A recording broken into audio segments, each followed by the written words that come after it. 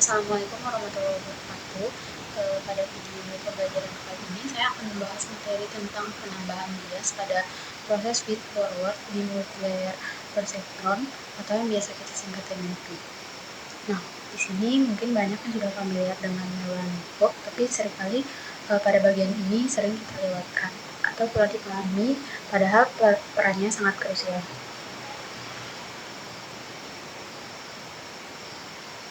Nah, topik kita hari ini adalah feed forward MLP dengan bias. Nah, di sini ada 6 poin utama yang akan kita bahas secara berurutan. Yang pertama, kita akan melihat arsitektur MLP seperti apa. Kemudian selanjutnya kita akan mempelajari rumus hidden layer. Ketiga, rumus output layer. Keempat, kita fokus pada peran bias. Nah, dan kelima, ada contoh numerik biar lebih konkret. Dan terakhir, ada ringkasan dari seluruh proses. Baik, mari kita langsung saja mulai dari yang pertama. Nah, di sini kita bisa melihat ada 3 kelompok besar di sebelah kiri. Di sini ada input layer, di tengahnya ada hidden layer, dan di kanan ada output layer. Nah, di sini sinyal selalu mengalir dari satu arah, dari arah kiri ke kanan. Ini yang disebut dengan feed forward. Secara spesifik, arsitektur yang digunakan di sini adalah untuk neuron inputnya ada X1, X2, dan X3.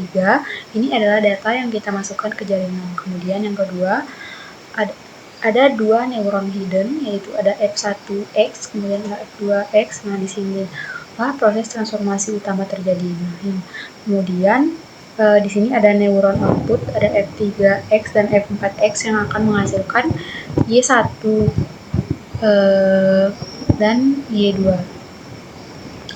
Nah, sekarang kita perhatikan warna merah yang ada di diagram ini adalah bias. Nah, di sini ada maksudnya karena yang ini di sini ada B1 masuk ke neuron hidden F1, kemudian ada B2 masuk ke neuron hidden F2, ada B01 yang masuk ke neuron output F3, kemudian ada B02 yang masuk ke neuron output F4. Nah, di pojok kanan bawah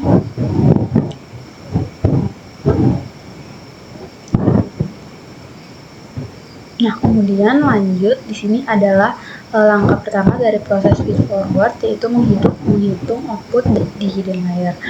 Rumusnya dalam bentuk matriks adalah E1 O2 yaitu sama dengan X1 X2 X3 kali W tambah B1 tambah B2. Nah, kemudian di sini ada X1 X2 dan X3. Ini adalah nilai input yang kita berikan ke jaringan, misalnya fitur-fitur dari data yang ingin kita proses. Kemudian W-nya adalah matriks bobot atau W. Nah, setiap koneksi dari input ke hidden punya bobotnya sendiri. Kemudian lanjut, sekarang kita punya O1 dan O2 atau output 1 dan output 2 dari hidden layer. Sekarang langkah keduanya yaitu menghitung output akhir. Rumusnya adalah Y1 aksen, Y2 aksen sama dengan F seperti ini. Nah, di sini juga ada rumus untuk menghitung error, yaitu ada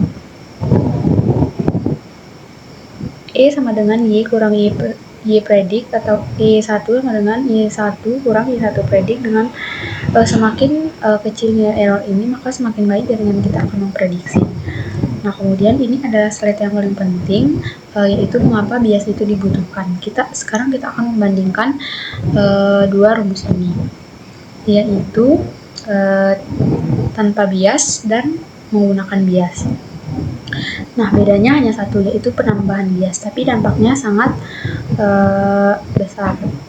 Bias itu adalah nilai tambahan konstan yang selalu ditambahkan ke hasil perkalian input dan bobot. Sebelum masuk ke fungsi aktivasi, pernemuran rumusnya adalah O sama dengan F W1 kali X1 tambah W2 kali X2 tambah W3 kali X3 tambah B. Nah, jika tidak seperti ini, kalau kita punya fungsi Y sama dengan AX, grafiknya selalu melewati titik 0,0. Tapi kalau ada bias, Y sama dengan AX sama B, grafik bisa bergeser ke atas atau ke bawah. Ini adalah yang terjadi pada fungsi aktivasi di neural network. Tanpa bias, fungsi aktivasi hanya bergantung pada input. Kalau semua input bernilai 0, maka outputnya juga pasti 0. Intinya, bias memberi kebebasan lebih kepada setiap neuron untuk belajar, tidak terkekang oleh input saja. Nah, kemudian lanjut, sekarang kita masuk ke bagian yang paling konkret, yaitu contoh untuk perhitungan angka. Seperti di sini sudah ada langkah 1 dan langkah 2. Yang pertama ada hitung hidden layer, kemudian ada hitung output layer.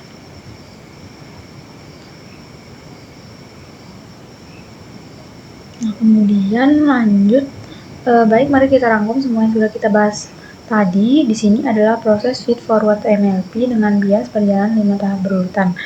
Yang tahap pertama ada input, masukkan data X1, X2, dan X3, kemudian ada tahap 2, net hidden, hitung X kali W hidden tambah B, hasilnya adalah nilai net sebelum aktivasi. Kemudian tahap 3 ada aktivasi hidden, kemudian tahap 4 ada net output, kemudian yang kelima adalah prediksi. Nah, demikian penjelasan yang dapat saya berikan mengenai penambahan bias pada proses feed forward fungsi layer perseptron.